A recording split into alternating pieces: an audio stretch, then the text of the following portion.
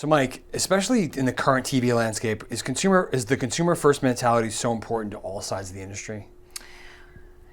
100%. Not only is it important, it's mission critical, because the idea here is that we're trying to get to humans, not screens, not devices, not channels. We're actually trying to get to humans, and humans are strange creatures. Have you ever been to an airport? It's like going to a human zoo, right? They're unpredictable. Their behavior is unpredictable, right? And in the TV environment in particular and landscape has become incredibly fragmented. So it's harder and harder to reach these humans. They're unpredictable, they're elusive, and they're jumping not only from screen to screen or channel to channel, but ad-supported and non-ad-supported environments. So it's just been incredibly hard to nail them down. So taking a human-first approach and understanding their behavior and where they're going to be to put the right messages in front of them in the right time is incredibly important and difficult today in the media plan. So long gone are the days where all of these humans are mostly gathered in the living room during prime time watching a handful of programs on a handful of networks through a handful of pay TV distributors. Those days are long gone. They're consuming content in all different ways, all different types of content, ad-supported, non-ad-supported environments. So it's critical that we understand them and their behavior and how to get to them. So, are advanced forms of targeting the answer? Like, if you're trying to move towards this more consumer-focused TV world? Yeah, I think, advanced forms of targeting are certainly improving, right? But I think what we need to understand to do this better, right, as buyers and sellers, is understand that remove our predispositions about how we do this. So, and I think there's kind of two main ways, or a debate, and I think the debate should be over. Is an audience-first approach better because I come from digital? Or is a content and contextual approach better because I come from TV? And I think the answer is both.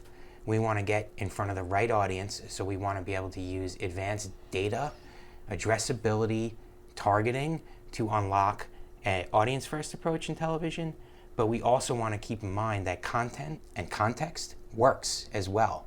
So if we can do both at the same time, use the targeting capabilities, use addressability, use identity resolution to get our messages and can make our front-end targeting better to target audiences by people, we also need to keep in mind that the content and context within those messages are delivered are equally as important to maximize effectiveness.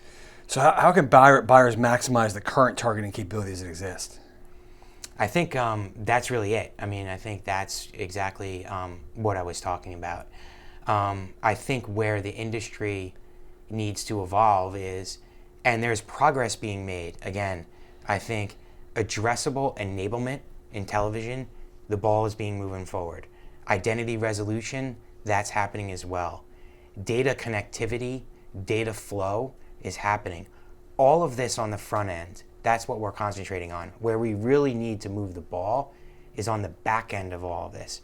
We really simply need to understand how many humans we've hit, how many times, and was it effective, so we could do it better the next time. And I think that is a difficult thing to do with the data that we have, but the conversation that's going on now with measurement and trying to improve it is happening. It's a messy conversation that's taking place in an industry where measurement is being confused with currency and vice versa. But I think the industry has gathered around to potentially fix the problems on the back end, so we can really understand if we're doing this effectively on the front end. What are some proactive steps we can take as an industry to make sure we're really putting the consumer first, particularly in light of the things you talked about, repetitive ads, frequency challenges, things like that? I think that what we really need to focus on is the creative itself and the creativity within the media plan. I think that essentially we need to sort of separate the effectiveness of the media plan from the effectiveness of the creative, so we can understand how both are or aren't working together. I think we in media are too focused on the targeting, addressable capabilities, all of that within the media plan, as if improvements to the media plan alone are going to convert audiences to buy our product or service. Media has a chance to give us to maximize the opportunity to convert those humans, to change the human hearts and minds. The message that we put in front of those humans is actually a huge part of why they might want to buy the product or service. So the type of message within the type of content against the right audience, we need to understand if that's working as hard as the media plan is working and together. So it's not only the right mix within the media plan, but also the right creative that goes along with that mix to move those human hearts and minds, because ultimately that's what we're trying to do. And these creatures, these humans, they're incredibly unpredictable. Lastly, Mike, we're right in the middle of the upfront season. Given the predicted softness in the market, will we see a lot of adoption of these advanced targeting capabilities and measurement, or is it going to be sort of business as usual? I think the ball is going to move down the field again a little bit more on these. I think you're going to see a lot more movement to advanced targeting capabilities, to different tactics of investment within the media plan.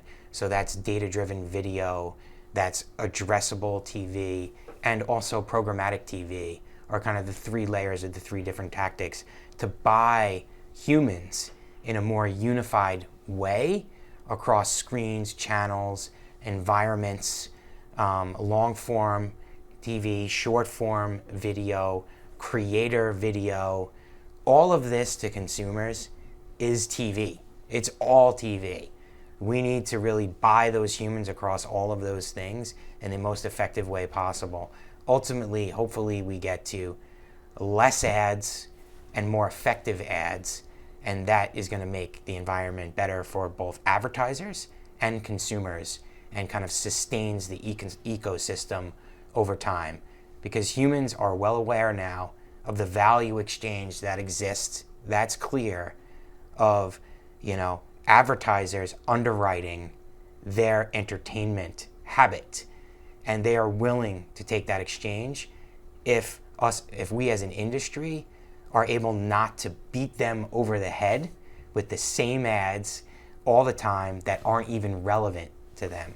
That is what we need to figure out with all of the data, all of the technology, all of the ad tech, and the new sort of creativity that we could unlock within the media plans to just less ads, more effective ads.